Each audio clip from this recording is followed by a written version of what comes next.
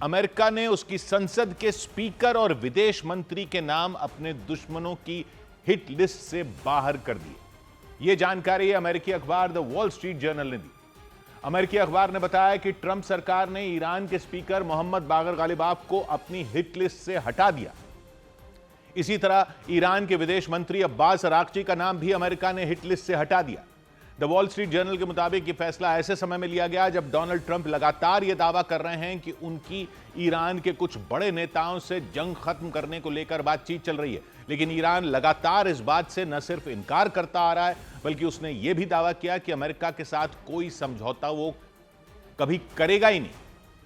लेकिन मोहम्मद बागर गालिबाफ और अब्बास अराक्ची का नाम अमेरिका की हिट लिस्ट से हटाए जाने के बाद ईरान और अमेरिका के बीच बातचीत को लेकर पूरी दुनिया में चर्चाएं तेज हो गई, क्योंकि अमेरिकी न्यूज चैनल CNN ने बताया कि अमेरिका के उपराष्ट्रपति JD वैंस बातचीत के जरिए जंग खत्म करवाने के लिए पाकिस्तान का दौरा कर सकते हैं।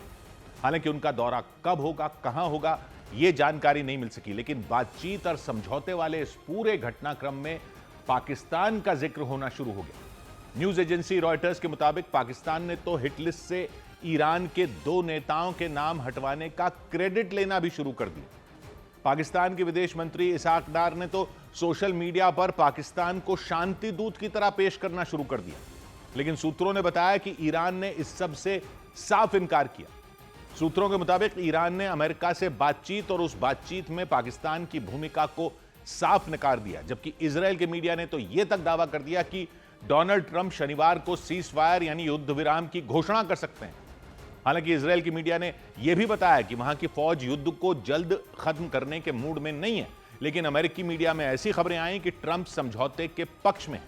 तो वॉल स्ट्रीट जर्नल का दावा है कि इसी वजह से अमेरिका ने मोहम्मद बागर गालिबाफ और अब्बास अराक्ची पर हमला करने से इजरायल को रोक दिया और अपनी हिट लिस्ट से भी दोनों का नाम हटा दिया। द वॉल स्ट्रीट जर्नल की एक रिपोर्ट में बताया गया कि अगले 5 दिन के लिए मोहम्मद बागर गालिबाफ और अब्बास अराक्ची का नाम अमेरिकी फौज ने अपनी हिट लिस्ट से हटा दिया।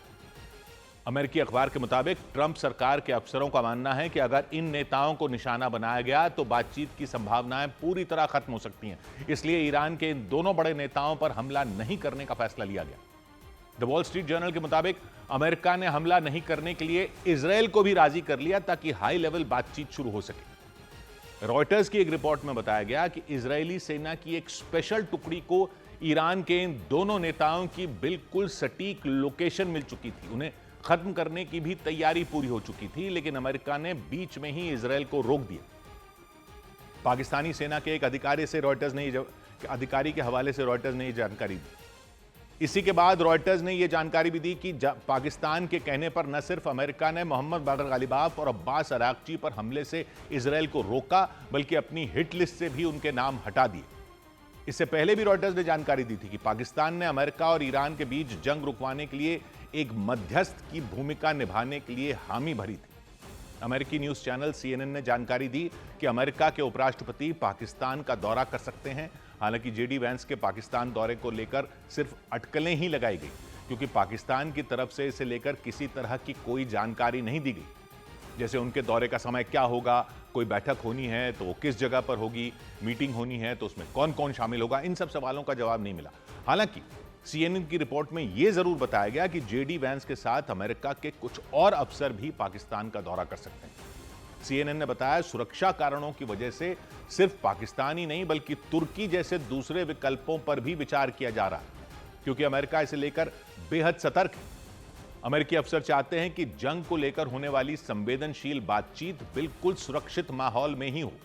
हालांकि ईरान की तरफ से लगातार यह दावा किया गया कि वो अमेरिका के साथ किसी भी तरह के समझौते या बातचीत के पक्ष में बिल्कुल नहीं है, जबकि ट्रंप ने एक बार नहीं बल्कि बीते कुछ दिनों में करीब हर रोज एक ही बात की रट लगाई कि ईरान के साथ उनकी बातचीत हो चुकी है। उन्होंने ईरान की तरफ से बड़ा तोहफा मिलने का भी दावा कर दिया था, लेकिन ईरान ने साफ कह दिया कि ट्रंप चाहे कुछ भी कहें, वो इस बात को नहीं मानता और ना ही जंग खत्म करेगा। इस सब के बीच सूत्रों ने जानकारी दी कि ईरान ने अमेरिका के साथ पाकिस्तान को भी झटका दिया। सूत्रों के मुताबिक ईरान ने अमेरिका के साथ किसी भी तरह की बातचीत होने के दावे को सिरे से खारिज कर दिया और ऐसा वो पहले से कहता आ रहा है। सूत्रों ने बताया ईरान ने अमेरिका की तरफ से भेजे गए 15 शर्तों वाले प्रस्ताव को ठुकरा दिया और यहां तक कि पाकिस्तान के मध्यस्थ बनने की किसी भी संभावना को नकार दिया। जबकि न्यूज एजेंसी रॉयटर्स ने जानकारी दी थी कि पाकिस्तान के जरिए ही अमेरिका ने अपना 15 शर्तों वाला प्रस्ताव ईरान के पास भेजा था, लेकिन सूत्र बताते हैं ईरान ने उस प्रस्ताव को मानने से साफ इनकार कर दिया। जबकि इससे पहले पाकिस्तान अमेरिका और ईरान के बीच किसी तरह की बातचीत शुरू होने से पहले ही फूला नहीं समा रहा था। उसने अपनी पीठ थपथपानी शुरू कर दी थी। पाकिस्तान के विदेश मंत्री इसहाक डार ने बड़े बड़े दावे शुरू कर दिए। इसहाक डार ने सोशल मीडिया पर की गई पोस्ट में लिखा कि अमेरिका और ईरान के बीच शांति वार्ता को लेकर दुनिया भर के मीडिया में गैर जरूरी अटकलें लगाई जा रही हैं, जबकि हकीकत यह है कि दोनों के बीच बातचीत जारी है। उन्होंने दावा किया पाकिस्तान ही इस बातचीत का जरिया बना। इसहाक डार ने अपनी पोस्ट में तुर्की और मिस्र का भी जिक्र किया। यानी इस पोस्ट के जरिए इसहाक डार ने पाकिस्तान को शांति दूत घोषित करने में देर नहीं लगाई, वो भी तब जब ईरान ने ट्रंप के दावों को झूठ और पूरी तरह अफवाह बताया। ना तो ईरान के किसी नेता ने अमेरिका के साथ बातचीत पर हामी भरी, ना ही किसी सैन्य अधिकारी ने इस पर मोहर लगाई, ना ही ईरान से जुड़े किसी संगठन ने अमेरिका के साथ बातचीत के दावों पर कुछ कहा। यानी ईरान लगातार बातचीत के दावों को निकारता रहा। ईरान ने बातचीत और समझौते की खबरों पर शुरुआत से ही ट्रंप पर झूठ बोलने और गुमराह करने का आरोप लगाया। हालांकि ट्रंप के दावे और ईरान के इनकार के बीच अमेरिका की मीडिया ने बताया कि ट्रंप की तरफ से समझौते के लिए ईरान के सामने 15 शर्तें रख दी गई। लेकिन इसी दौरान अमेरिकी मीडिया ने ही यह खबरें भी दी कि ईरान ने भी बातचीत के लिए कुछ कड़ी शर्तें ट्रंप के सामने रखी। इनमें लेबनान के चरमपंथी संगठन हिजबुल्लाह पर हमले रोकने से लेकर ईरान पर लगे सभी तरह के प्रतिबंध हटाने तक की मांग कर दी गई। बातचीत और समझौते की अटकलों के बीच दोनों पक्षों में लड़ाई रुकी नहीं, दोनों तरफ से हमले जारी रहे। लेकिन इजराइल के मीडिया ने दावा किया कि शनिवार को यानी 28 मार्च को डोनाल्ड ट्रंप सीज फायर की घोषणा कर सकते हैं। यानी ठीक एक महीने बाद जंग खत्म हो सकती है। 28 फरवरी को युद्ध शुरू हुआ। इजराइल के मीडिया के मुताबिक सब कुछ ठीक रहा तो डोनाल्ड ट्रंप शनिवार को जंग रोकने का ऐलान कर सकते हैं। हालांकि इजराइल की मीडिया ने यह भी जानकारी दी कि अमेरिका और ईरान के बीच शांति समझौते को लेकर किसी तरह की कोई सहमति नहीं बन सकी। लेकिन दावा है कि शनिवार तक सीज फायर होने की अटकलों ने इजराइल की चिंता बढ़ा दी, क्योंकि इजराइल के मीडिया के मुताबिक इजरायली सेना के अफसर बिल्कुल नहीं चाहते कि निर्णायक मोड़ पर पहुंच चुकी इस लड़ाई को रोका जाए। इजराइल के मुताबिक इससे ईरान को फिर से अपनी ताकत बढ़ाने का मौका मिल जाएगा। इजराइल की मीडिया के मुताबिक वहां की फौज को इस बात का डर है कि युद्ध विराम से उसकी मौजूदा सैन्य बढ़त कमजोर पड़ सकती है और नुकसान उठाना पड़ सकता है। इधर बातचीत और समझौते की खबरों के बीच डोनाल्ड ट्रंप ने यह दावा कर दिया कि ईरान के जिन नेताओं से उनकी बात हुई वो जल्द समझौता करना चाहते हैं, लेकिन दुनिया के सामने वो इसे स्वीकार करने से डर रहे हैं। ट्रंप के मुताबिक ईरान के नेता उनके साथ बातचीत तो कर रहे हैं, लेकिन वो इस बात से डर रहे हैं कि कहीं उनके ही देश के लोग उनकी हत्या ना कर दें। ट्रंप का यह बयान उस वक्त आया जब शनिवार तक उनकी तरफ से सीज फायर की घोषणा कर देने की अटकलें तेज हो गईं। अमेरिका की राजधानी वॉशिंगटन डीसी में एक कार्यक्रम के दौरान ट्रंप ने यह दावा तक कर दिया कि ईरान ने तो उनको वहां का सुप्रीम लीडर बनने तक का ऑफर दे दिया था, लेकिन उन्होंने उसे ठुकरा दिया। ट्रंप ने ईरान के परमाणु कार्यक्रम को कैंसर बताया। उन्होंने दावा किया कि दुनिया के लिए कैंसर बन चुके ईरान के परमाणु कार्यक्रम को कम समय में ही अमेरिकी फौज ने लगभग खत्म कर दिया। ट्रंप ने यह भी दावा किया कि अमेरिका और इजरायल के दोहरे हमले से ईरान पस्त हो चुका है। ट्रंप के मुताबिक जंग खत्म करने के लिए ईरान उनके साथ बहुत जल्द समझौता कर लेना चाहता है, लेकिन सार्वजनिक तौर पर इसे स्वीकार करने से ईरान के नेता डर रहे हैं। And they are negotiating, by the way, and they want to make a deal so badly, but they're afraid to say it because they figure they'll be killed by their own people. They're also afraid they'll be killed by us. Trump के मुताबिक Iran के नेताओं को डर इस बात का है कि जंग के माहौल में समझौते को लेकर नाम सामने आने पर ईरान के लोग ही उनकी हत्या कर सकते हैं। ट्रंप ने अपनी उस बात को भी दोहराया जिसमें उन्होंने कहा था कि ईरान के साथ बातचीत में उनके सहयोगी जेडी वैंस और मार्को रूबियो शामिल हैं। लेकिन अपने भाषण के दौरान डोनाल्ड ट्रंप ने एक नई बात दुनिया को बताई। उन्होंने दावा किया कि जब अमेरिकी सेना ने ईरान के सभी बड़े नेताओं को मार दिया तो ईरान ने उन्हें यह ऑफर दिया था कि वो ही ईरान के सुप्रीम लीडर बन जाएं। I don't want it. We'd like to make you the next supreme leader. No, thank you. I don't want it. इससे एक दिन पहले ट्रंप ने यह दावा किया था कि जंग के दौरान ईरान के लगभग सभी बड़े नेताओं को खत्म करके अमेरिका ने अपना लक्ष्य पा लिया। ट्रंप ने साफ तौर पर कह दिया कि उन्होंने ईरान में सत्ता परिवर्तन का जो वादा किया था उन्होंने वो कर दिखाया। ट्रंप के इन दावों को ईरान ने तुरंत खारिज कर दिया। ईरान ने ट्रंप पर झूठ बोलने का आरोप लगाया। ईरान ने फिर यह दावा किया कि अमेरिका के साथ ईरान के किसी भी नेता की कोई बातचीत नहीं हो रही। उधर यूएई की राजधानी अबू धाबी में मिसाइल का मलबा गिरने से 2 लोगों की मौत हो गई। यूएई की राजधानी अबू धाबी में मिसाइल का मलबा गिरने से 2 लोगों की जान चली गई और 3 लोग घायल हो गए। सऊदी अरब के मीडिया के मुताबिक मारे गए वो लोग भारत और पाकिस्तान के नागरिक बताए गए। कतर के टीवी चैनल अल जजीरा की एक रिपोर्ट के मुताबिक जंग की शुरुआत से अब तक ईरान में 1937 लोगों की मौत हो चुकी है। युद्ध में मारे गए लोगों में 240 महिलाएं और 212 बच्चे शामिल बताए गए। इराक में ईरान के समर्थन वाले लड़ाकों के हमलों के बीच वहां अमेरिका के दूतावास ने अपने नागरिकों को फौरन देश छोड़ने का आदेश दे दिया। उन्हें जॉर्डन, कुवैत, सऊदी अरब और तुर्की तक जमीन के रास्ते जाने और फिर वहां से फ्लाइट लेने की सलाह दी गई, क्योंकि ईरान जंग की वजह से इराक की एयर स्पेस बंद है। इधर तुर्की की न्यूज एजेंसी अनादोलू एजेंसी ने दावा किया कि जंग के 27वें दिन एक बार फिर ईरान ने इजरायल के तेल अवीव समेत कई शहरों पर हमले किए। दावा किया गया ईरान की आईआरजीसी सेना ने इस बार भी इजरायल के शहरों पर मिसाइलें बरसाईं, लेकिन कतर के न्यूज चैनल अल जजीरा ने दावा किया कि ईरान ने इजरायल के शहरों पर क्लस्टर बम भी गिराए। वही क्लस्टर बम जो पहले आसमान में फटते हैं, फिर उनके अंदर से बड़ी संख्या में छोटे छोटे बम निकलते हैं। हालांकि इजरायल के मीडिया ने दावा किया कि ईरान की ज्यादातर मिसाइलों और बमों को इजरायली सेना ने आसमान में ही मार गिराया। जैसे ही इजरायल की सीमा में ईरान की मिसाइलें घुसी, इजरायल के एयर डिफेंस सिस्टम एक्शन में आ गए। मिसाइलों और बमों को इंटरसेप्ट किया गया, फिर जमीन पर गिरने से पहले ही उन्हें हवा में उड़ा दिया गया। लेकिन तुर्की के मीडिया ने दावा किया कि ईरान की कुछ मिसाइलें इजरायल के एयर डिफेंस सिस्टम को भेदने में कामयाब हो गई। नतीजा यह हुआ कि वो मिसाइलें जमीन तक पहुंच गईं। इसके बाद वही हुआ जिसका डर था, जोरदार धमाके हुए, ऐसे धमाके जिनसे इजरायल के कई शहर थर्रा गए। अमेरिका के अखबार द न्यूयॉर्क टाइम्स के मुताबिक इन हमलों के बाद इजरायली प्रधानमंत्री बेंजामिन नेतन्याहू ने अगले 48 घंटे में ईरान पर जबरदस्त हमले करने के आदेश दे दिए। कतर के टीवी चैनल अल जजीरा के मुताबिक ईरान ने तेल अवीव के साथ इजरायल के कब्जे वाले वेस्ट बैंक पर भी मिसाइल गिराई। इसी तरह वहां के काफर कासिम पर भी हमले हुए।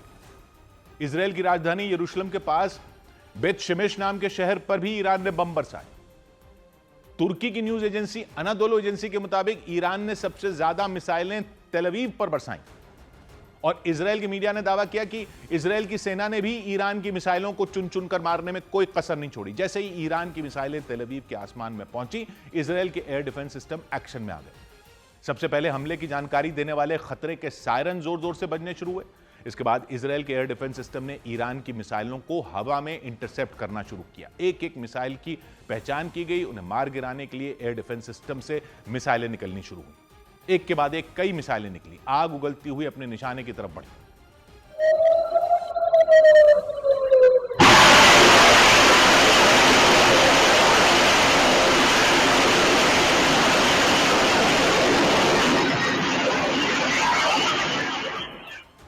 इजरायली एयर डिफेंस सिस्टम से निकली मिसाइलें आसमान में पहुंचने के बाद ईरान की मिसाइलों पर टूट पड़ी, उन्हें हवा में ही उड़ाना शुरू कर दिया। इससे तेल अवीव के आसमान में जोरदार धमाके शुरू हो गए। धमाकों की आवाज से मानो पूरा शहर थर्रा उठा।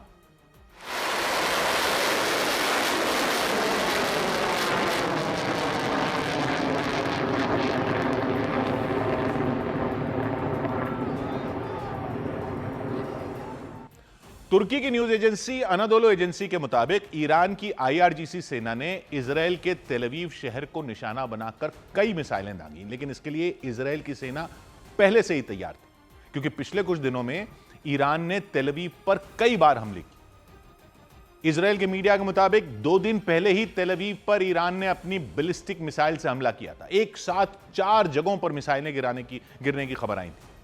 तुर्की की न्यूज एजेंसी अनादोलू एजेंसी ने दावा किया कि एक बार फिर तेल अवीव को निशाना बनाकर ईरान की आईआरजीसी सेना ने ताकतवर मिसाइलें बरसाईं।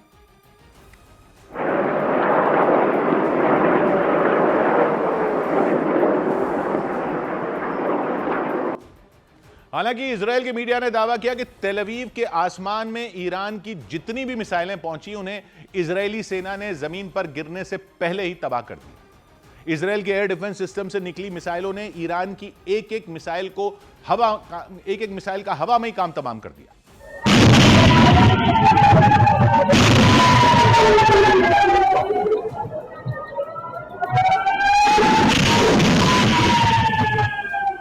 लेकिन तुर्की की न्यूज एजेंसी अनादोलू एजेंसी ने दावा किया कि ईरान की कुछ मिसाइलें इजराइल के एयर डिफेंस सिस्टम से बचकर निकल गईं और वो मिसाइलें तेल अवीव की जमीन तक पहुंच गईं।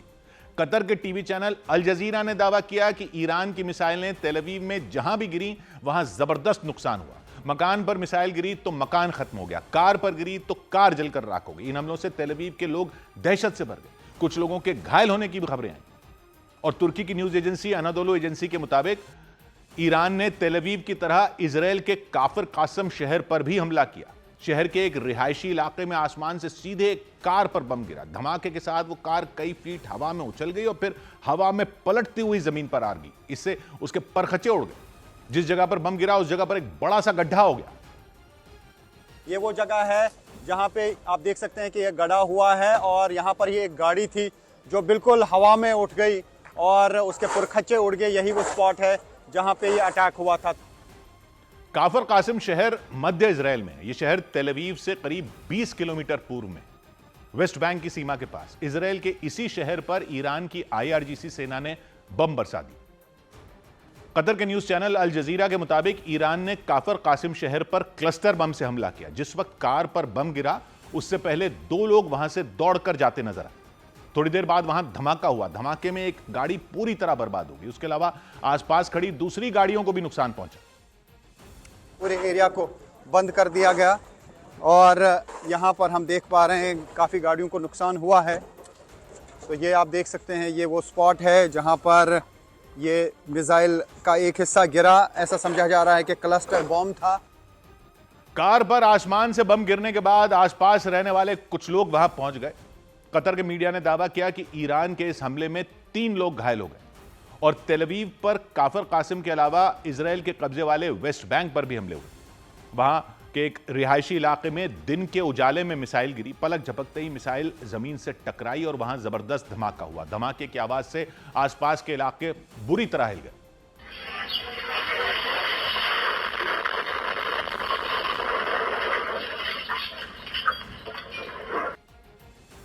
तुर्की की न्यूज एजेंसी अनादोलू एजेंसी ने दावा किया कि इजराइल के बेत शेमेश नाम के शहर पर भी ईरान की मिसाइलें गिरी। हमले के बाद वहां के एक इलाके में काले धुएं का गुबार उठता नजर आया। बेत शेमेश शहर मध्य इजराइल में आता है। यह यरूशलेम के नजदीक मौजूद एक ऐतिहासिक शहर है। यरूशलेम से करीब 30 किलोमीटर पश्चिम में और तेल अवीव से करीब 40 किलोमीटर दक्षिण पूर्व में यह शहर मौजूद है। अमेरिका के अखबार द न्यूयॉर्क टाइम्स के मुताबिक ईरान के इन हमलों के बाद इजराइल के प्रधानमंत्री बेंजामिन नेतन्याहू आग बबूला हो गए। अखबार ने दावा किया कि नेतन्याहू ने अपनी सेना को अगले 48 घंटे में ईरान पर जबरदस्त हमले करने के आदेश दे दिए। रिपोर्ट में इस बात का भी दावा है कि इजराइल ईरान के सैन्य ठिकानों, हथियारों के गोदामों और हथियार बनाने वाली फैक्ट्रियों पर हमले तेज कर सकता है। उधर इजराइल के मीडिया ने दावा किया कि लेबनान के चरमपंथी संगठन हिजबुल्लाह ने इजराइल के तेल अवीव पर हमले किए। इसे अब तक का सबसे भीषण हमला बताया गया। दावा किया गया कि लेबनान में मौजूद हिजबुल्लाह के लड़ाकों ने लंबी दूरी वाली मिसाइलों से तेल अवीव को निशाना बनाया। इजराइल पर एक ही दिन में 1 या 2 नहीं बल्कि 85 हवाई हमले किए गए। इन हमलों से इजराइल में कई जगहों पर भारी नुकसान हुआ।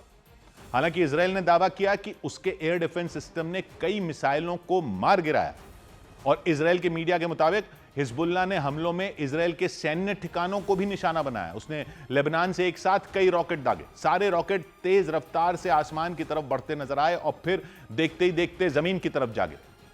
हमले के बाद कुछ जगहों पर धमाके भी हुए।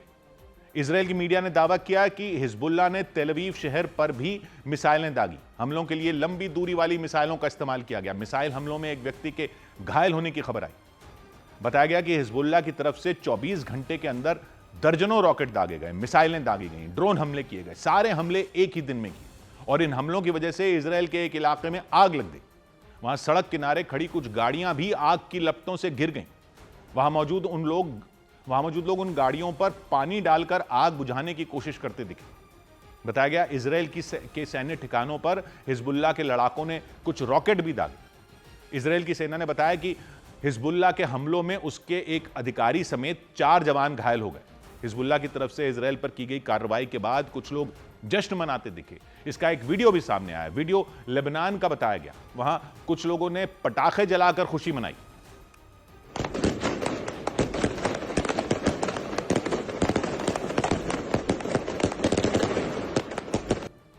लोगों ने बीच सड़क पर पटाखे जलाए। काफी देर तक आतिशबाजी होती रही। लोगों ने हिजबुल्लाह के हमलों के बाद जमकर जश्न मनाया। हालांकि इजराइल की सेना ने दावा किया कि उसने हिजबुल्लाह की तरफ से दागी गई कई मिसाइलों को हवा में ही मार गिराया। दावा किया गया कि इजराइल का एयर डिफेंस सिस्टम लगातार हिजबुल्लाह की मिसाइलों को तबाह कर रहा है। कई मिसाइलों को जमीन पर गिरने से पहले ही नष्ट कर दिया गया। इस बीच इजराइल की सेना ने हिजबुल्लाह के एक लड़ाके का वीडियो जारी किया जिसमें उसने हिजबुल्लाह की ताकत की जानकारी दी। उसने दावा किया कि हिजबुल्लाह 15 महीनों से अपनी ताकत को मजबूत करने में जुटा था।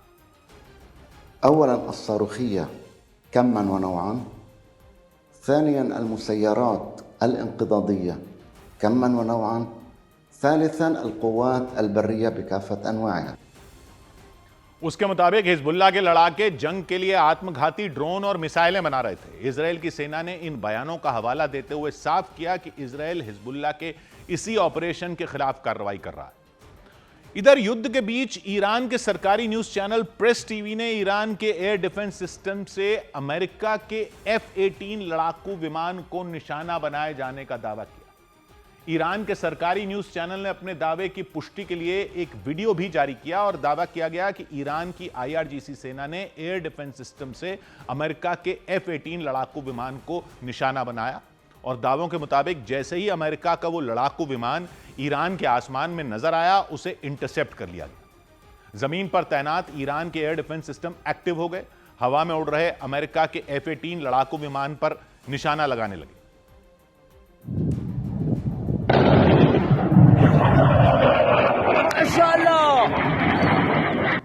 ईरान के एयर डिफेंस सिस्टम ने अमेरिका के F-18 लड़ाकू विमान को इंटरसेप्ट कर उस पर कई हमले किए और फिर उसे मार गिराने का दावा किया गया। F-18 अमेरिका का सबसे आधुनिक लड़ाकू विमान है। ईरान की IRGC सेना ने 28 फरवरी को शुरू हुए युद्ध के बाद से अमेरिका के 16 लड़ाकू विमानों को निशाना बनाए जाने का दावा किया है। उधर इराक में ईरान के समर्थन वाले एक चरमपंथी गुट ने लगातार दूसरे दिन अमेरिका के सैन्य ठिकानों पर भीषण बमबारी कर दी। इस्लामिक रेजिस्टेंस इन इराक नाम के उस चरमपंथी संगठन ने दावा किया कि उसके लड़ाकों ने 24 घंटे के अंदर करीब 2 दर्जन हमले किए और ये हमले बम की तरह फटने वाले आत्मघाती ड्रोन से किए गए। उस चरमपंथी संगठन ने हमले का वीडियो जारी किया। वीडियो में देखा बारूद से लदे उन ड्रोनों ने दनादन उड़ान भरी और तय किए गए टारगेट की तरफ तेजी से बढ़ गए। बिजली की रफ्तार से आसमान में जाते दिखाई दिए। जहां भी वो गिरे वहां जबरदस्त धमाके हुए। इतने तगड़े धमाके कि आसपास के इलाके कांप गए।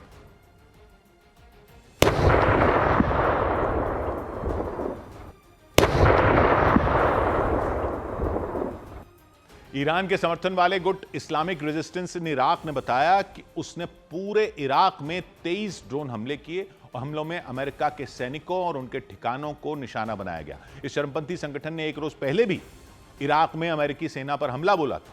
वो हमला इराक के इरबिल में किया गया था। इस्लामिक रेजिस्टेंस इन इराक ने धमकी दी कि उसके लड़ाके इराक में तब तक अमेरिका के सैनिकों पर बारूद बरसाते रहेंगे जब तक अमेरिका ईरान में हमले जारी रखेगा। इधर ईरान ने जंग में अमेरिका और इजरायल का साथ देने के लिए बहरीन को चेतावनी दे दी। ईरान के मीडिया के मुताबिक जंग में अमेरिका और इजरायल का साथ देने के लिए ईरान ने खाड़ी देश बहरीन को चेतावनी दी। दावा किया गया कि ईरान की IRGC सेना ने चेतावनी दी कि अगर उसने जंग में अमेरिका का साथ नहीं छोड़ा तो उसे गंभीर नतीजे भुगतना पड़ेंगे। ईरान में छिड़ी जंग की वजह से ऑस्ट्रेलिया में भी पेट्रोल डीजल की किल्लत देखी गई। जानकारी के मुताबिक पेट्रोल डीजल खत्म होने की वजह से वहां के 500 से ज्यादा फ्यूल स्टेशन बंद हो गए। ईरान में अमेरिका और इजरायल के लिए जासूसी करने के आरोप में 14 और लोगों को गिरफ्तार कर लिया गया। आरोप है कि वो लोग ईरान की खुफिया जानकारियां उसके दुश्मन देशों तक पहुंचा रहे थे। इससे पहले भी जंग के दौरान ईरान में जासूसी के आरोप में 40 से ज्यादा लोगों को पकड़ा जा चुका है। उधर स्ट्रेट ऑफ हॉर्मूज पर पाबंदी लगाने वाले ईरान ने एक और समुद्री रास्ते को निशाना बनाने की चेतावनी दे दी। ईरान की तस्नीम न्यूज एजेंसी की एक रिपोर्ट में कहा गया कि कहा जाता है न्यूज एजेंसी ईरान की IRGC सेना से जुड़ी है। उसकी रिपोर्ट में बताया गया कि अगर ईरान के खिलाफ जमीन के रास्ते ऑपरेशन शुरू किया गया, जमीन पर ऑपरेशन शुरू किया गया, तो ईरान की सेना युद्ध में नया मोर्चा खोल देगी, लाल सागर वाले समुद्री रास्ते का मोर्चा खोल देगी। हॉर्मूज गलियारे पर कब्जा जमाने वाला ईरान लाल सागर यानी दूसरी तरफ के रास्ते पे भी जहाजों का निकलना मुश्किल कर सकता है, यह चेतावनी दी गई। यह रास्ता एशिया और यूरोप को जोड़ने का सबसे अहम रूट है। ईरान की तरफ से उस रास्ते में भी रोड़े अटकाने की चेतावनी दी गई। ऐसे समय पर ही दी गई जब अमेरिका ने संकेत दिए कि वो ईरान में ग्राउंड ऑपरेशन शुरू कर सकता है। उसके सैनिक जमीन के रास्ते ईरान में घुसकर हमले कर सकते हैं। इसीलिए ईरान का गुस्सा 7वें आसमान पर पहुंच गया। उसने साफ कह दिया कि अमेरिका ने ईरान की धरती पर सेना उतारने की गलती की तो यह गलती उसे बहुत भारी पड़ेगी। ईरान की तस्नीम न्यूज एजेंसी है, उसने जानकारी दी कि वहां की सेना दुश्मन के हर हमले का मुंहतोड़ जवाब देने के लिए तैयार है। ईरान में चल रहा युद्ध भले ही 1 महीने के करीब पहुंच चुका है, लेकिन इस लड़ाई में सिर्फ आसमान और समंदर के रास्ते ही हमले किए गए हैं। न तो अमेरिका के सैनिक ईरान की धरती पर उतरे हैं, न ही इजराइल के सैनिकों ने वहां जमीन पर कदम रखा है। ईरान भी अपने ड्रोन और मिसाइलों के दम पर जवाबी हमले करता आया, लेकिन अमेरिका ने जब पश्चिम एशिया में अपनी खतरनाक मरीन यूनिट भेज दी तो उस चर्चा ने जोर पकड़ लिया कि वो ईरान में जमीन के रास्ते भी हमले शुरू कर सकता है, क्योंकि अमेरिका की मरीन यूनिट का काम ही यही है कि वो समुद्र के रास्ते जमीन पर हमला करती है। नौसैनिक है लेकिन फिर जमीन पर जाते हैं। यूनिट दुश्मन के इलाके में घुसकर तबाही मचाने में माहिर मानी जाती है। इसलिए कहा जाता है कि जब भी अमेरिका को किसी दूसरे देश में घुसकर हमला करना होता है तो वहां सबसे पहले मरीन यूनिट के जवान ही उतारे जाते हैं और वो हर खतरे को मिटाते हुए रास्ते को साफ कर देते हैं ताकि अमेरिका के दूसरे सैनिक वहां से फिर घुस सके। खबर है अमेरिका की मरीन यूनिट करीब 2200 जवान किसी भी वक्त पश्चिम एशिया में पहुंच सकते हैं। अमेरिकी अखबार द वॉल स्ट्रीट जर्नल की एक रिपोर्ट में यह जानकारी दी गई और उस रिपोर्ट में इस बात की भी आशंका जताई गई कि अमेरिका ईरान के खार्क द्वीप पर कब्जा जमाना चाहता है। वो द्वीप जहां कुछ दिन पहले अमेरिका ने हवाई हमला कर खलबली मचा दी थी। खार्क द्वीप ईरान के सबसे बड़े तेल भंडार का केंद्र है। इसी के जरिए ईरान पूरी दुनिया में अपने लगभग 90% तेल की सप्लाई करता है। फारस की खाड़ी में यह मौजूद है। ईरान के तट से 25 किलोमीटर दूरी है इसकी। छोटा है बहुत, लेकिन ईरान की इसमें जान बसती है एक तरह से, क्योंकि खार्क द्वीप पर बड़े बड़े टैंक मौजूद हैं। ईरान के अलग अलग इलाकों से आने वाला कच्चा तेल उनमें जमा किया जाता है, बाद में उस तेल को जहाज़ों पर लोड करके पूरी दुनिया में भेजा जाता है। इसलिए खार्क द्वीप को ईरान की अर्थव्यवस्था की रीढ़ कहा जाता है। उसे कोई नुकसान पहुंचा तो ईरान की तेल से होने वाली कमाई ठप हो सकती है। अमेरिका ने वहां कुछ दिन पहले बमबारी की थी, हालांकि उस हमले में तेल टैंकों को कोई नुकसान नहीं पहुंचा था। ईरान के सैन्य ठिकानों को तहस नहस करने का दावा किया गया था। हमले में इस द्वीप पर मौजूद उस हवाई पट्टी को भी नुकसान पहुंचा था, ऐसी जानकारी मिली थी, जहां ईरान की सेना के विमान उतरते थे। उस हवाई पट्टी को अमेरिका, और यह भी आशंका जताई गई कि अमेरिका की मरीन यूनिट के जवान खार्क द्वीप पर हमला कर सकते हैं और उसे अपने कंट्रोल में ले सकते हैं। द वॉल स्ट्रीट जर्नल की रिपोर्ट में दावा किया गया कि अमेरिका की मरीन यूनिट आइलैंड पर मौजूद हवाई पट्टी की मरम्मत भी कर सकती है ताकि विमानों के जरिए फिर अमेरिका के सैनिक और उसके हथियारों को आसानी से खार्क द्वीप पर उतारा जा सके। वो हवाई पट्टी जो उन्होंने तहस नहस कर दी थी उसको मरम्मत करके फिर अमेरिका के जहाज वहां उतारने की तैयारी हो सकती है। अगर अमेरिका ने खार्क द्वीप पर पैर जमा लिए तो उसकी सेना ईरान में घुसकर ऑपरेशन शुरू कर सकती है, ऐसा माना जा रहा है, क्योंकि खार्क द्वीप से ईरान की धरती सिर्फ 25 किलोमीटर की दूरी पर है, मेनलैंड जो है। इसी खतरे को बढ़ता देख ईरान भी अलर्ट हो गया। उसने खार्क आइलैंड की सुरक्षा बढ़ा दी। ईरान ने इस द्वीप के चारों तरफ लैंड माइन यानी बारूदी सुरंगें बिछाने की भी योजना बना ली, ऐसे दावे किए जा रहे हैं, ताकि अमेरिका की मरीन यूनिट को वहां घुसने से रोका जा सके। ईरान ने चेतावनी दी कि अमेरिका ने खार्क द्वीप पर नजर गड़ाई या ईरान की धरती पर सैनिक उतारे या ये सब उसका बेवकूफी भरा कदम होगा। तस्नीम न्यूज एजेंसी जो ईरान की है, जो कहा जाता है कि IRGC सेना की न्यूज एजेंसी है, उसकी तरफ से कहा गया कि अगर अमेरिका ने ऐसा कदम उठाया तो ईरान की सेना बाबल मंदीब गलियारे से भी जहाजों का निकलना मुश्किल कर सकती है। बाबल मंदीब कहां है? बाबल मंदीब समुद्री गलियारा है, स्ट्रेट ऑफ हॉर्मूज की तरह है, लेकिन वो दूसरी तरफ है सऊदी अरब के। वो भी एक व्यापार का अहम रास्ता है। ये यमन के दक्षिणी छोर पर है। एक तरफ स्ट्रेट ऑफ हॉर्मूज है, दूसरी तरफ ये है। लाल सागर को अदन की खाड़ी से जोड़ता है। एक तरफ इसमें लाल सागर है, दूसरी तरफ अदन की खाड़ी है। ये बाबल मंदीब स्ट्रेट है। अरब सागर से कोई जहाज अगर यूरोप की तरफ जाता है तो उसे पहले अदन की खाड़ी को पार करना होता है, फिर बाबल मंदीब गलियारे से होते हुए वो लाल सागर से जाता है। उसके बाद सुएज नहर के जरिए आगे निकलता है और मिस्र से लगी हुई जो है वो सुएज नहर है, वो भूमध्य सागर में मिलती है। और भूमध्य सागर तक पहुंचने के बाद यूरोप के अलग अलग देशों तक पहुंचने का आसान रास्ता हो जाता है। ये एशिया से यूरोप का रूट है। यूरोप से एशिया आने जाने का सबसे छोटा समुद्री रास्ता है, शॉर्टकट है। स्ट्रेट ऑफ हॉर्मूज से आने वाले जहाज भी इसी रास्ते का इस्तेमाल करके यूरोप जाते हैं, क्योंकि खाड़ी देशों से निकलने वाला तेल इसी शॉर्टकट से यूरोप के देशों तक पहुंचता है। लेकिन युद्ध में अमेरिका ने ग्राउंड ऑपरेशन के संकेत दिए तो ईरान ने इस रास्ते पर भी शिकंजा कसने की चेतावनी दी। जैसे ईरान की सेना ने स्ट्रेट ऑफ हॉर्मूज से जहाजों के गुजरने पर रोक लगा रखी है, वैसे बाबल मंदीब गलियारे में रुकावट आई तो पूरे यूरोप में तेल और गैस की किल्लत बढ़ सकती है। जबकि हॉर्मूज गलियारे पर ईरान के कब्जे की वजह से पहले ही कई देशों में तेल का संकट खड़ा हो चुका है। हालांकि स्ट्रेट ऑफ हॉर्मूज तो ईरान की चौखट पर है, उसके दक्षिणी तट पर एकदम पास में है, इसलिए वो आसानी से वहां कब्जा जमाने में सफल हुआ है। लेकिन बाबल मंदीब गलियारा तो ईरान के बॉर्डर से सैकड़ों किलोमीटर दूर है। बंदर अब्बास पोर्ट से 2300 किलोमीटर के आसपास दूर है। वहां तक समंदर के रास्ते जाने के लिए पहले ओमान, फिर पूरे यमन की समुद्री सीमा पार करनी पड़ती है। तो उस रास्ते को बंद करने की चेतावनी दे दी है, लेकिन उसने यह नहीं बताया कि यह काम वो करेगा कैसे।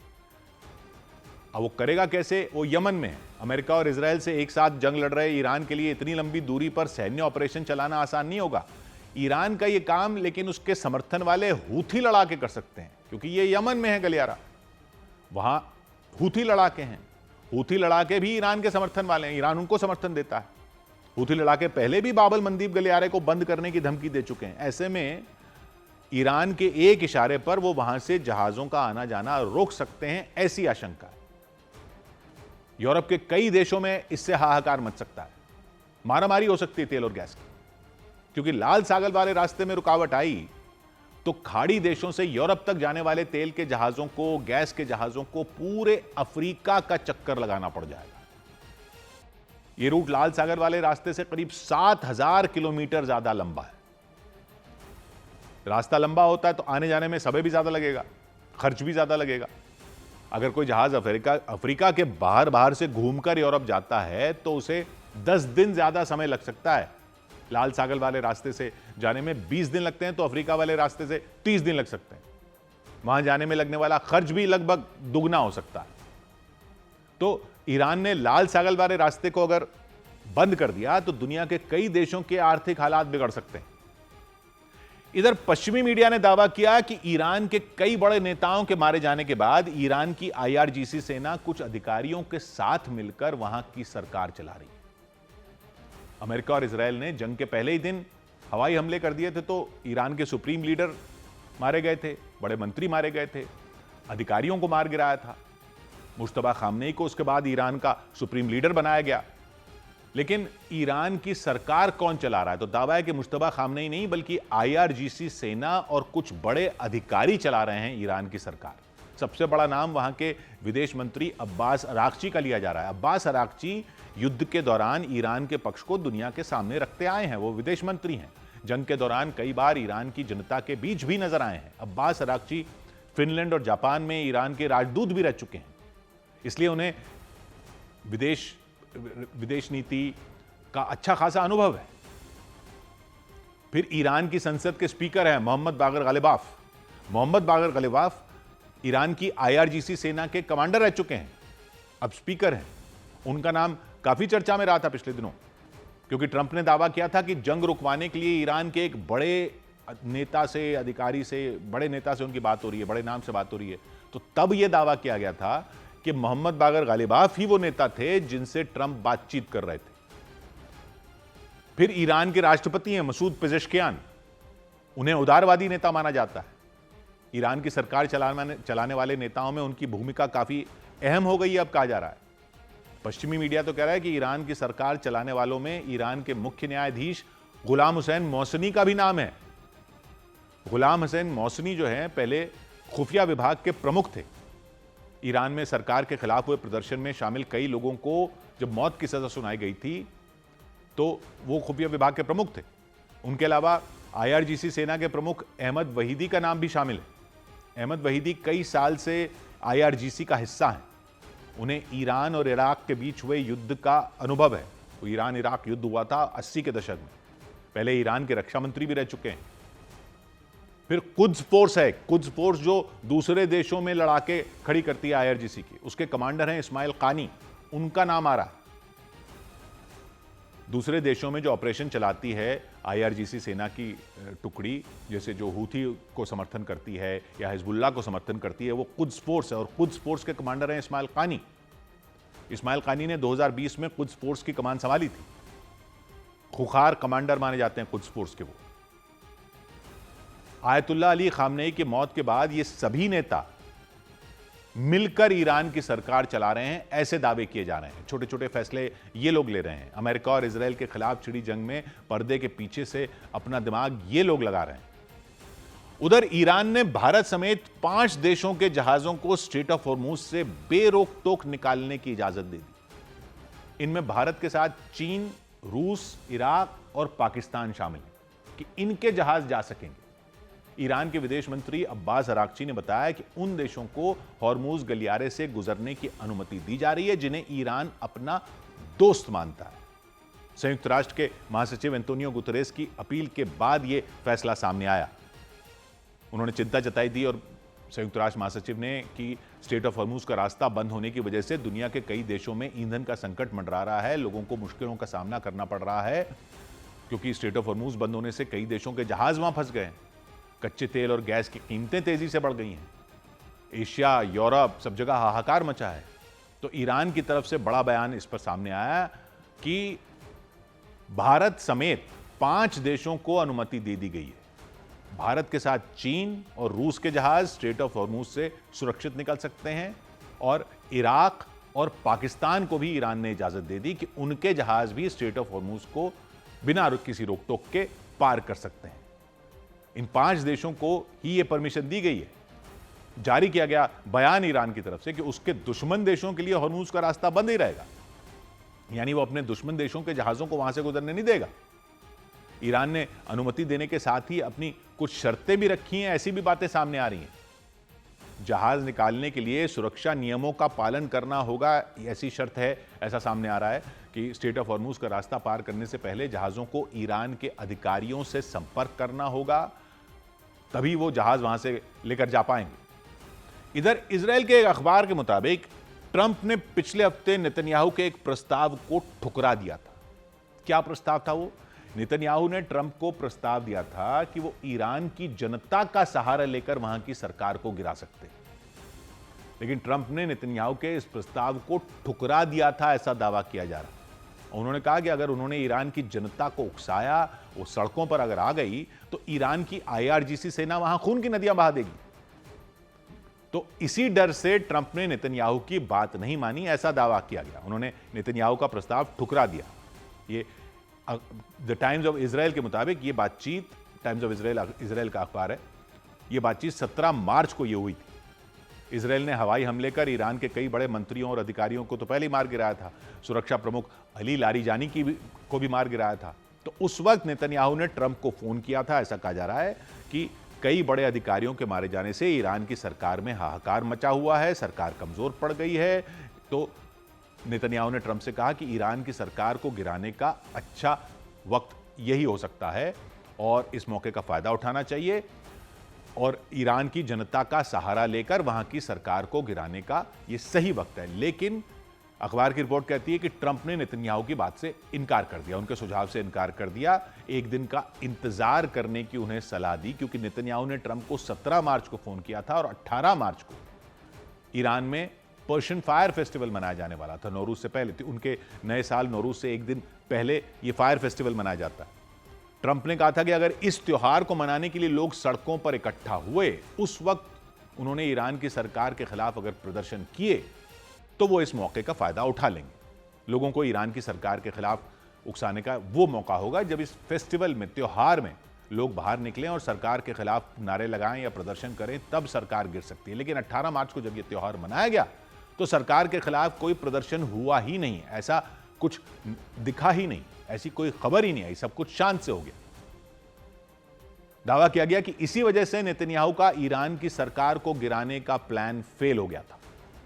इधर तुर्की ने दावा किया कि काला सागर में एक तेल टैंकर पर ड्रोन से हमला किया गया। तुर्की के मुताबिक इस्तांबुल के पास काला सागर में एक तेल टैंकर को ड्रोन से निशाना बनाया गया। दावा किया गया उस टैंकर में रूस का कच्चा तेल भरा था और हमले के वक्त उसमें चालक दल के 27 लोग सवार थे। हमले के बाद टैंकर के इंजन रूम में पानी भर गया। तुर्की ने जानकारी दी, इस घटना में चालक दल के सभी सदस्य सुरक्षित हैं। ओमान की सरकारी एयरलाइन ओमान एयर ने पश्चिम एशिया में बढ़ते तनाव के बीच दुबई, दोहा और बहरीन समेत कई शहरों के लिए अपनी उड़ानें रद्द कर दी। एयरलाइन के मुताबिक एयर स्पेस बंद होने के कारण 15 अप्रैल तक उड़ानें रद्द रहेंगी। अमेरिका में रहने वाली ईरान की मॉडल मूने रहीमी ने ईरान पर हुए हमलों में अपने चचेरे भाई के मारे जाने पर दुख जताया। इससे पहले मूने रहीमी ने ईरान पर हुए हमलों पर खुशी जाहिर की थी। उन्होंने सोशल मीडिया पर एक रील डालकर अमेरिका के हमलों का समर्थन किया था।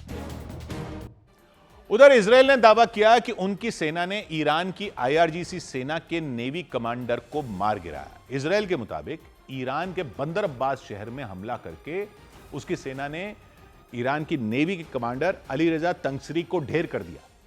इजरायल के इस हमले पर वहां के रक्षा मंत्री इजरायल कद्स ने भी मोहर लगा दी। इसके साथ ही उन्होंने IRGC को कड़ी चेतावनी भी दे दी कि उनकी सेना एक एक दुश्मन को ढूंढ ढूंढ कर खत्म करेगी। हालांकि ईरान ने अली रजा तंगसरी के मारे जाने पर कोई प्रतिक्रिया नहीं दी, कोई प्रतिक्रिया उनकी सामने नहीं आई, लेकिन इजरायल ने इसे अपनी फौज की एक बहुत बड़ी कामयाबी की तरह बताया। इजरायल ने बोला कि अली रजा तंगसरी को उस वक्त ढेर किया गया जब वो ईरान के बंदर अब्बास शहर में मौजूद थे। बंदर अब्बास ईरान के दक्षिणी हिस्से में शहर है, पोर्ट है, बंदरगाह है, फारस की खाड़ी के बिल्कुल किनारे पर, हॉर्मुज गलियारे के मुहाने के पास, केशम द्वीप के बिल्कुल सामने है। सड़क के रास्ते बंदर अब्बास शहर की दूरी राजधानी तेहरान से करीब 1300 किलोमीटर दूर है। इजरायल के मुताबिक उसकी सेना को IRGC के नेवी कमांडर अली रजा तंगसरी की सटीक लोकेशन का पता चल गया था। इसके बाद उसने बिना देर किए एक स्ट्राइक की और उन्हें ढेर कर दिया। अली रजा तंगसरी IRGC के उन सैन्य अफसरों में शामिल बताए जाते हैं जिन्होंने ईरान की समुद्री सीमा को मजबूती से संभाल रखा था। समुद्री सीमा में बारूदी सुरंगें बिछाकर दुश्मन को डराने की रणनीति बताई जाती है कि अली रजा तंगसरी की थी। ऐसा माना जाता है, जो माइंस बिछाने की बात हो रही थी कि वहां से जहाज गुजरेंगे तो वहां माइंस बिछ जाएंगी, वो रणनीति अली रजा की बताई जा रही थी। इजरायल ने यह दावा कर दिया कि स्ट्रेट ऑफ हॉर्मुज पर ईरान के कब्जे की रणनीति के पीछे भी अली रजा तंगसरी का ही दिमाग था। 1962 में उनका जन्म हुआ था। IRGC सेना के नेवी में कमांडर के पद पर थे। 2018 में उन्हें कमांडर बनाया गया था। अली रजा तंगसरी को ईरान के पूर्व कमांडर कासिम सुलेमानी और पूर्व supreme leader Ayatollah Ali Khamenei का करीबी माना जाता था। इस हमले से कुछ दिन पहले ही अली रजा तंगसरी ने अमेरिका और इजरायल की फौज को चेतावनी दी थी। इधर ईरान से सीज फायर होने की खबरों के बीच इजरायल ने ईरान पर हमले तेज कर दी। अमेरिका के अखबार द न्यूयॉर्क टाइम्स की रिपोर्ट में दावा किया गया कि इजरायल के प्रधानमंत्री बेंजामिन नेतन्याहू ने अपनी सेना को 48 घंटे के अंदर ईरान पर बड़ा हमला करने और उसे ज्यादा से ज्यादा नुकसान पहुंचाने के आदेश दे दिए। दावों के मुताबिक उन्होंने ऐसा इसलिए किया क्योंकि अमेरिका के राष्ट्रपति डोनाल्ड ट्रंप कई बार ईरान के साथ सीज फायर की बात कह चुके हैं। इसके लिए ईरान के सामने कई शर्तें भी रखी जाने की खबरें आई हैं। युद्ध विराम को लेकर कई तरह की अटकलें लगाई जाने लगी हैं। सीज फायर होने से पहले नेतन्याहू हर मोर्चे पर ईरान को भारी नुकसान पहुंचाना चाहते हैं, ऐसा माना जा रहा है।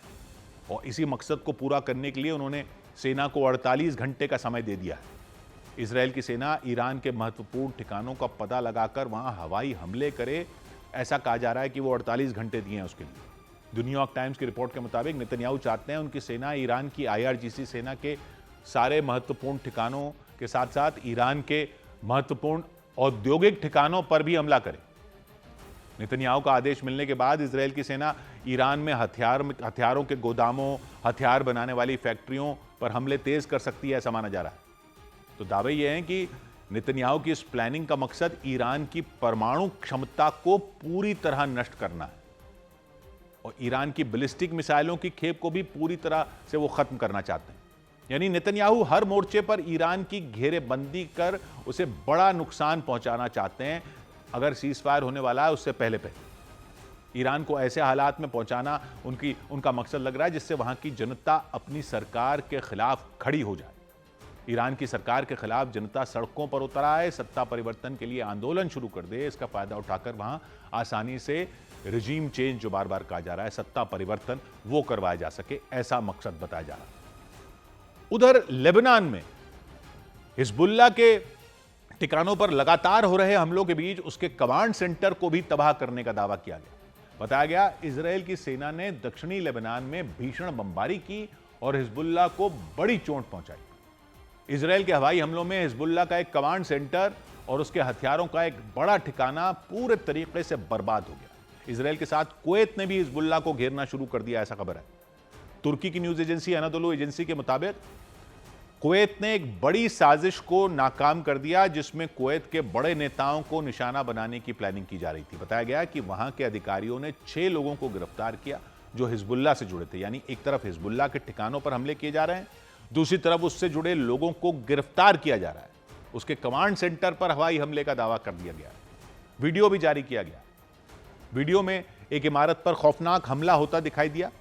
हमले के बाद वहां जोरदार धमाका हुआ, आग की लपटों के साथ धुआं तेजी से ऊपर की तरफ उठता हुआ नजर आया। धमाका होते ही इमारत के आसपास मौजूद दूसरी इमारतें भी जो थी वो भी धुएं से गिर गईं और वो इमारत मलबे के ढेर में बदल गई। इमारत के साथ एक और इमारत पर हवाई हमला किया गया, वहां भी हमले के बाद धमाका दिखा और कुछ ही सेकंड में आग की लपटों ने बड़े हिस्से को अपनी चपेट में ले लिया। इजरायल का दावा है कि उसकी सेना ने दक्षिणी लेबनान में अपने लड़ाकू विमान से बम बरसाए और उन दोनों इमारतों को नेस्त नाबूद कर दिया। उनमें एक इमारत में हिजबुल्लाह का कमांड सेंटर बताया गया कि वो वहां मौजूद था। वहां से वो अपने लड़ाकों को इजरायल पर हमले के लिए कमांड दे रहा था हिजबुल्लाह। दूसरी इमारत हथियारों की खेप को रखने के लिए इस्तेमाल की जा रही थी, ये दावा किया। हिजबुल्लाह ने वहां पर भी भारी मात्रा में अपने खतरनाक हथियार रखे हुए थे और उन्हें इजरायल की फौज ने तबाह करने का बड़ा दावा कर दिया। हिजबुल्लाह के अलग अलग ठिकानों पर हो रहे हमलों के बीच उससे जुड़े 6 लोगों को गिरफ्तार करने का भी दावा किया गया। कुवैत के अलग अलग इलाकों से ये गिरफ्तारियां की गई। तुर्की की न्यूज एजेंसी ने यह दावा किया कि कुवैत ने बड़ी साजिश का पर्दाफाश करते हुए कुवैत के गृह मंत्रालय ने बताया कि वहां की सुरक्षा एजेंसियों ने उन 6 लोगों को गिरफ्तार किया जो हिजबुल्लाह से जुड़े थे और कुवैत के बड़े नेताओं की हत्या करने की योजना बना रहे थे, लेकिन उनकी साजिश नाकाम कर दी गई। वहां की सुरक्षा एजेंसियों ने लंबे वक्त तक कड़ी निगरानी की और आखिरकार उन्हें गिरफ्तार कर लिया, ऐसे दावे किए जा रहे हैं। वहां के अधिकारियों ने बताया कि पकड़े गए उन 6 लोगों में 5 कुवैत के ही नागरिक हैं। एक व्यक्ति की कुवैत की नागरिकता पहले रद्द की जा चुकी है। 5 नागरिक हैं, कुल 6 हैं। और उनकी गिरफ्तारी के बाद सुरक्षा इंतजाम और सख्त कर दिए गए। संदिग्ध गतिविधियों पर और कड़ी नजर रखी जा रही है। कुवैत के गृह मंत्रालय ने बताया उन 6 लोगों के अलावा 14 और लोग भी इस नेटवर्क में शामिल हैं, लेकिन वो लोग कुवैत छोड़कर दूसरे देशों में जा चुके हैं, वो भी हिजबुल्लाह से जुड़े हुए हैं। फरार हो चुके उन 14 लोगों की भी पहचान कर ली गई है, ऐसा दावा किया जा रहा है। वहां के अधिकारियों ने बताया वो लोग एक बड़ा नेटवर्क बनाकर कुवैत को नुकसान पहुंचाने की कोशिश में जुटे थे। पूछताछ के दौरान उन 6 लोगों ने जासूसी के काम में शामिल होने की बात कबूल कर ली है। यह दावा है कि यह भी बताया उन्होंने कि उन्हें दूसरे देशों में ट्रेनिंग दी गई थी, उन्हें हथियार चलाने, विस्फोटक का इस्तेमाल करने के तरीके सिखाए गए थे। हिजबुल्लाह ने कोई प्रतिक्रिया नहीं दी है इस सब पर। ऐसा पहली बार नहीं हुआ जब हिजबुल्लाह से जुड़े लोगों पर साजिश रचने के आरोप लगे हों। कुवैत के गृह मंत्रालय के मुताबिक पिछले हफ्ते भी 10 लोगों को गिरफ्तार किया गया था। हिजबुल्लाह से जुड़ा हुआ उन्हें बताया गया था। वो लोग कुवैत के अहम ठिकानों को निशाना बनाने की प्लानिंग कर रहे थे, ऐसे आरोप लगाए गए थे। इधर पश्चिम एशिया में जंग से बने हालात पर चर्चा के लिए प्रधानमंत्री मोदी ने बैठक बुलाई। पश्चिम एशिया में जंग की वजह से बने हालात पर प्रधानमंत्री नरेंद्र मोदी वीडियो कॉन्फ्रेंसिंग के जरिए राज्यों के मुख्यमंत्रियों के साथ बैठक करेंगे। जिन राज्यों में चुनाव होने हैं उनके मुख्यमंत्री आचार संहिता की वजह से बैठक में शामिल नहीं हो पाएंगे। खबर है कि चुनाव वाले राज्यों के मुख्य सचिवों के लिए एक अलग से बैठक की जाएगी। जम्मू कश्मीर के मुख्यमंत्री उमर अब्दुल्ला ने पेट्रोल, डीजल और गैस की कमी को लेकर फैल रही अफवाहों पर सख्त रुख अपनाया। उन्होंने साफ किया कि राज्य में ईंधन की कोई कमी नहीं है। उमर अब्दुल्ला ने चेतावनी दी कि अफवाहें नहीं रुकी तो सरकार कुछ दिनों तक पेट्रोल पंप बंद भी करने का फैसला ले सकती है। इधर अमेरिका में होने वाले मिड टर्म चुनाव से पहले एक सर्वे में राष्ट्रपति ट्रंप की लोकप्रियता में भारी गिरावट बताई गई। रॉयटर्स और रिसर्च कंपनी इप्सॉस ने मिलकर एक सर्वे किया। उनकी रेटिंग काफी कम बताई गई। सर्वे में उनके दूसरे कार्यकाल की सबसे खराब रेटिंग बताई गई। ट्रंप की रेटिंग महज 36% रह गई है, ऐसा दावा है। यानी अमेरिका में सिर्फ 36% लोग ही ऐसे हैं जो डोनाल्ड ट्रंप को अब पसंद करते हैं, उनके काम करने के तरीके से खुश हैं। रॉयटर्स और इप्सॉस का यह सर्वे है। ट्रंप की घटती लोकप्रियता के पीछे की वजह उन्होंने सामने उसमें बताई है और दावा है कि ईरान युद्ध और आसमान छूते पेट्रोल के दामों ने लोगों को ट्रंप के खिलाफ कर दिया है। लोग उनसे नाराज हो गए, उन्होंने ट्रंप का विरोध करना शुरू कर दिया है। इसकी वजह से ट्रंप की लोकप्रियता गिरती चली गई। पिछले हफ्ते ट्रंप की रेटिंग 40% थी। एक हफ्ते में ही उनकी रेटिंग 40% से गिरकर बताया जा रहा है कि 36% रह गई। राष्ट्रपति चुनाव से पहले लोगों से वादा किया था उन्होंने कि वो अमेरिका को किसी भी बेमतलब की जंग में नहीं घसीटेंगे, लेकिन लोगों का मानना है ट्रंप ने अपना वादा तोड़ दिया। सर्वे ये कहता है। इजरायल के साथ मिलकर ईरान पर हमला किया तो लोग ये मान रहे हैं कि ट्रंप ने जो वादा किया था वो तोड़ दिया था। इस वजह से उनके खिलाफ गुस्सा बढ़ना शुरू हो गया है और 35% लोग ही ऐसे हैं जो ईरान पर हमला करने का समर्थन करते हैं, जबकि 61% लोगों ने इस हमले का विरोध किया है, इस जंग का विरोध किया है। अपनी पार्टी के अंदर समर्थन मिला हुआ है, हालांकि उनको, उनकी अपनी पार्टी है रिपब्लिकन पार्टी, उसके ज्यादातर नेता और समर्थक उनके साथ हैं। लेकिन पेट्रोल की बढ़ती कीमतों और महंगाई को लेकर कई रिपब्लिकन वोटर भी उनसे नाखुश बताए जा रहे हैं, वो भी उनके खिलाफ होते जा रहे हैं। और इसकी वजह से नवंबर में मिड टर्म चुनाव होने हैं, उनकी संसद के चुनाव होने हैं, उनमें ट्रंप की पार्टी को झटका लग सकता है। ट्रंप की पार्टी को झटका मतलब ट्रंप को झटका। ईरान जंग का असर इन चुनावों पर पड़ सकता है, ऐसा बताया जा रहा है। और अमेरिका में संसद के चुनाव राष्ट्रपति के कार्यकाल के बीच में आते हैं। 4 साल का राष्ट्रपति का कार्यकाल होता है, बीच में संसद के फिर चुनाव आते हैं, इसलिए उन्हें मिड टर्म चुनाव कहा जाता है, क्योंकि मिड टर्म के मिड में होते हैं। नवंबर महीने में इसी साल होने।